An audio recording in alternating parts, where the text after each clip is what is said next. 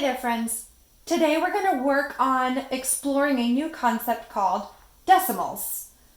All right? If you've never done one of these videos before, you do need to get used to pushing the pause button.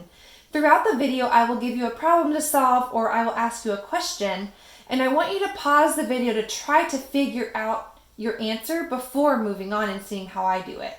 Okay? Some of the times that you might have to pause the video are to gather supplies, to work out a problem, or to develop your answer to a question. At the very end of the video, there will be an exit ticket or task of some sort that you can complete on your own and submit it to your teacher. If you ever need to come back and rewatch the video, please do so. Alright, so first things first, I want to review what a fraction is. And later on, you're going to see how decimals and fractions are related. But I want to review what you know about fractions. You know that if you take one whole and you partition it into equal parts somehow, each one of those parts is a fraction of the whole. It's just a part of the whole. For example, the pieces that I have here, they're already labeled that they're 1/3. That fraction is telling us that this is one equal part and it takes 3 equal parts to make one whole. If I were to count my fractions, I would count 1/3, 2/3, 3/3, right? Okay, so what I want you to do is I want you to use what you know about fractions to figure this out. I've got some base 10 blocks here. Okay, you may be used to using these to represent 100, 10, and 1, okay? But we're going to use them a little bit differently today. I want you to think of the hundreds block, the flat, as the one whole, okay? So if this is one whole, I want you to pause the video and figure out what fraction of the whole is the rod and what fraction of the whole is the unit. Pause the video and see if you can figure it out.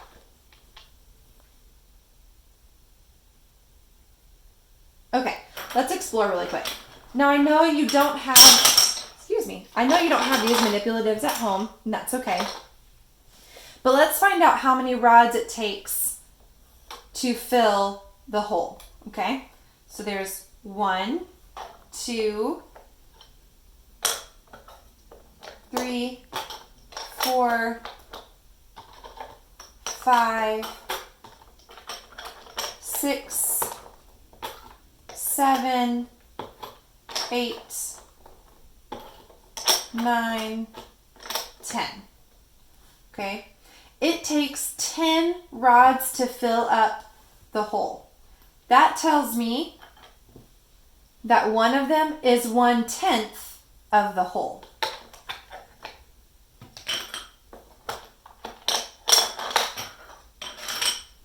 All right, now I'm not going to use that same process for the units. That would take me a while, but we know it takes 10 of these to fill up the whole flat, and it takes, let's count, 1, 2, 3, 4, 5, 6, 7, 8, 9, 10 of these to fill up just one of these. So I could count by tens to find out how many units are in the whole thing, okay? So 10, 20, 30, 40, 50, 60, 70, 80, 90, 100. It would take 100 units to fill up one hole. That tells me that this unit is 1/100th of the whole. The way we would write those fractions is that this, the 1/10, be written like this, 1/10, and this would be 1/100th. Okay?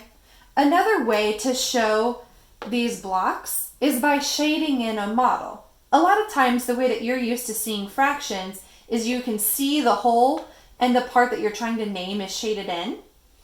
That's a lot of times how you'll see these. So this is one whole shaded in, this is 1/10, and this is 1/100th. Okay, so really quick, let's review what you already know about place value, okay? So think about hundreds, tens, and ones, and think about the relationships between them.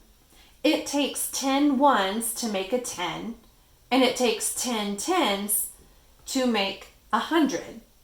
Okay? Well, we can now use place value to represent our tenths. So when you have 1/10, you can now use what's called a decimal, and you have a new place value where you can represent the number of tenths. So if this is 1 whole, this would be in your ones place, and then however many tenths you have would go after the decimal in the tenths place. So remember, each digit in a number is telling you how many of that place value you have. So let's say I have these blocks right here, okay? I have 1/10, 2/10, 3/10, 4/10. So instead of writing 4/10 like this, I could simply put a 4 in the tenths place. So my number would look like this. I have 0 ones and 4/10. Make sense? We're saying the same thing and representing the same amount, but instead of writing a fraction, you can use a place value in your number. Now it's your turn. I want you to pause the video, look at the models, and write them both as a fraction and as a decimal.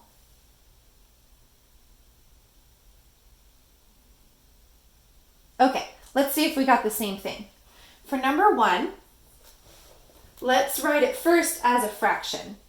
I know that it takes 10 of these to make the whole, so I can count by tenths. 1/10, 2/10, 3/10.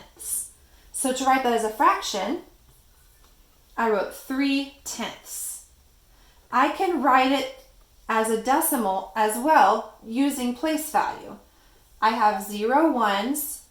Use my decimal to show I'm now representing tenths. In my tenths place, I can put a 3. That tells me I have 3/10. The way that you would read these fractions are pretty much the same. 3/10, and here you would say 0 and 3/10. Okay, for number 2, I have 1/10, 2/10, 3/10, 4/10, 5/10, 6/10, 7/10. So I can write that as a fraction and write 7/10, or I can write it as a decimal and say 0 and 7/10. All right, for number 3, 1/10, 2/10, 3/10, 4/10, 5/10. As a fraction, I would write it like this, 5/10, or as a decimal, I could write 0 and 5/10. All right?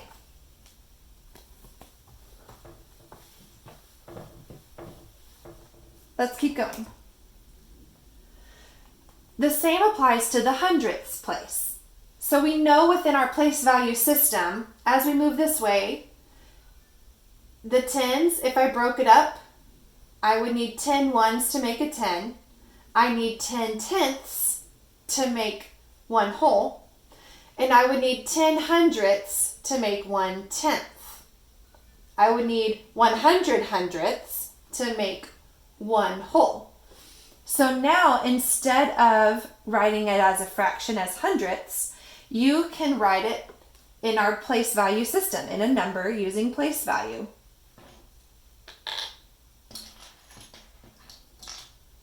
So if each of these is 1/100th,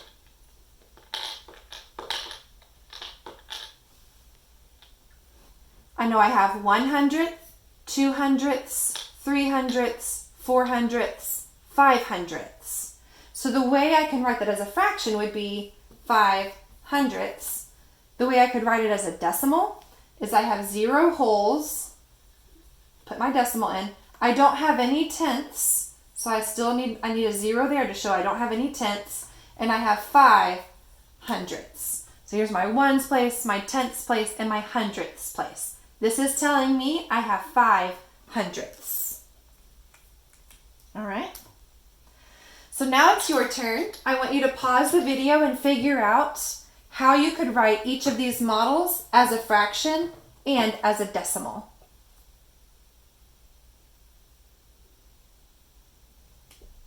Okay, for number 1, I'm going to count my hundredths because I know each one of these tiny little units is 1/100th of the whole. 1/100th, 2/100ths, 3/100ths, 4/100ths. So as a fraction, 4/100ths. And as a decimal, I have 0 ones, 0 tenths, and I have 4/100ths. For number 2, 1, 2, 3, 4, 5, 6, 7, 8, 9/100ths. As a fraction, I would write it like this. And as a decimal, I have 0 ones, 0 tenths, and I have 9/100ths. Think about it for a second. If I had one more hundredth, it would be 1/10. So this would look a little bit different, wouldn't it? Okay, for number 3, 1/100th, 2/100ths, 3/100ths, 4/100ths, 5/100ths, 6/100ths. And as a decimal, I would write 0 ones, 0 tenths, and 6/100ths. All right? Okay, so now I want you to pause the video and just think on this for a second. I want you to look at my model and think about how could I write this model as a fraction and as a decimal.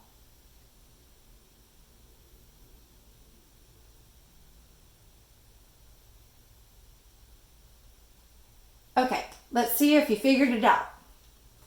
When I look at this model, I know that one whole column, right?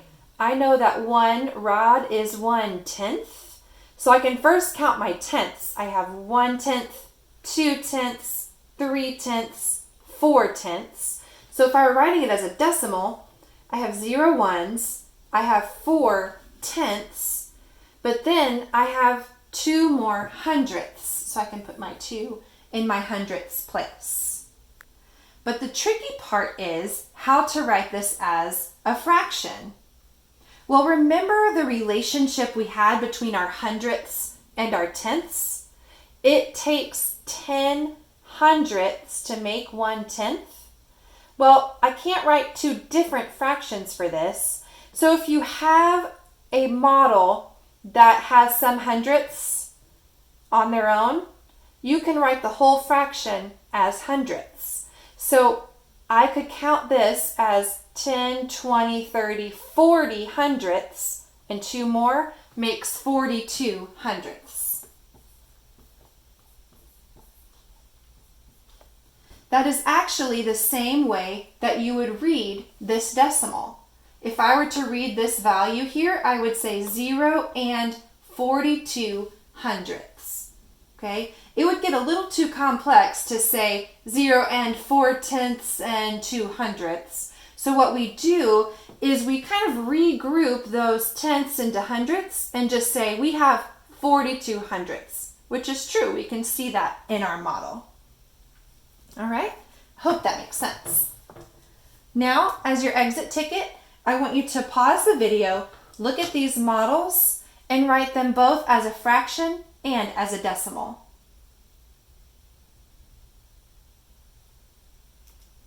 Thanks so much for watching, and happy learning.